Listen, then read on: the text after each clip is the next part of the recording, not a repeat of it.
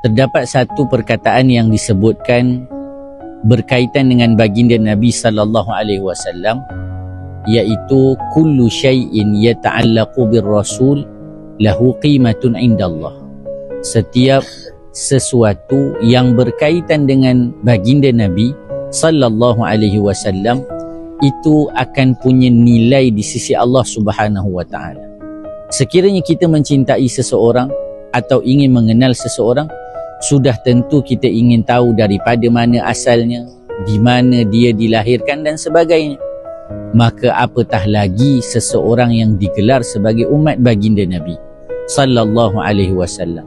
Mengenal baginda perlulah dikenali daripada di mana Nabi sallallahu alaihi wasallam dilahirkan.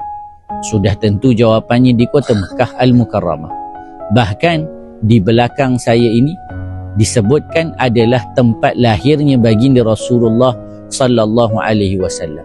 Baginda Nabi sallallahu alaihi wasallam dilahirkan pada tanggal 12 Rabiul Awal pada tahun Gajah oleh ibundanya Sayyidatuna Aminah bintu Wahbin, dan yang menjadi bidannya adalah Sayyidatuna Syafa' yang merupakan ibu kepada Sayyiduna Abdurrahman bin Auf. Tempat ini sangat berkat, bahkan ia permulaan perubahan pada dunia Arab, bahkan pada seluruh dunia, dengan lahirnya baginda Nabi sallallahu alaihi wasallam.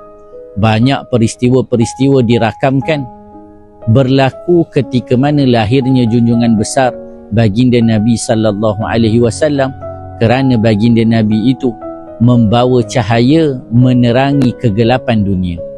Allahumma salli ala Sayyidina Muhammad. Kita harapkan juga agar diri kita dicahayai dengan cahayanya baginda Nabi sallallahu alaihi wasallam, dengan kita mengetahui tempat-tempat yang ada kaitan dengan baginda, bahkan tempat lahirnya Rasulullah sallallahu alaihi wasallam. Mari juga kita mengingati nasab junjungan besar baginda Rasulullah sebagai tanda caknanya kita tentang keturunannya baginda Nabi sallallahu alaihi wasallam.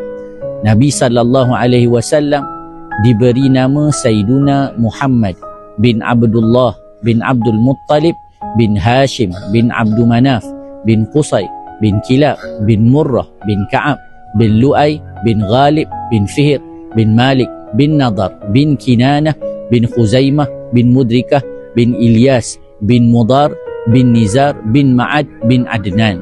Marilah sama-sama kita menghafal nasab Nabi yang mulia ini agar diri Rasulullah sallallahu alaihi wasallam terus kekal di dalam hati kita dan bercahaya dengan cahayanya Rasulullah sallallahu alaihi wasallam.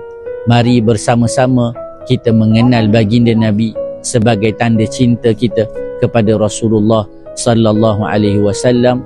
Assalamualaikum warahmatullahi taala wabarakatuh.